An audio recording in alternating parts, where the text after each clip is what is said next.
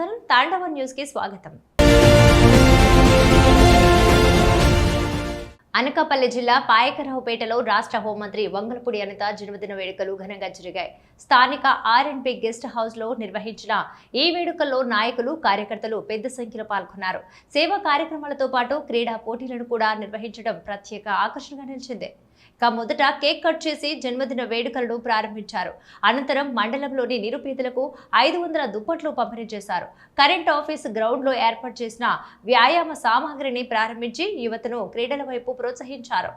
Volleyball tournament లో మొత్తం 20 జట్లు పాల్గొనగా పాయకరావుపేట జట్టు ప్రథమ బహుమతి 25,000 రూపాయలు గెలుచుకుంది. ధర్మవరం జట్టు ద్వితీయ బహుమతి 15,000 రూపాయలు, శ్రీరాంపురం జట్టు తృతీయ బహుమతి 10,000 రూపాయలు, పెదగుమ్మలూరు జట్టు చతుర్థ బహుమతి 5,000 రూపాయలు అందుకుంది.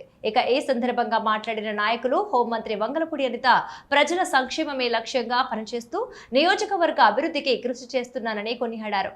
ఈ కార్యక్రమంలో పెదిరెడ్డి చిట్టిబాబు, పల్లా విలియం కేరి, చెంచులపు పద్దు, యాళ్ల వరహాలు బాబు, తోట నగేష్, గుటూరు శ్రీనివాసరావు, మజ్జూరి నారాయణరావు, చిక్కాల శ్రీను, మల్లిపెద్ది వెంకటరమణ, పెంకె గోవిందు, సలికే చిన వెంకటరమణ, గొల్లపల్లి నాగు, కువర కుమార్, నారపరెడ్డి పద్మ, వేములపూడి అప్పారావు, గీసాల పద్మ, మంగాదేవి, దువ్వ శ్రీను తదితరులు పాల్గొన్నారు.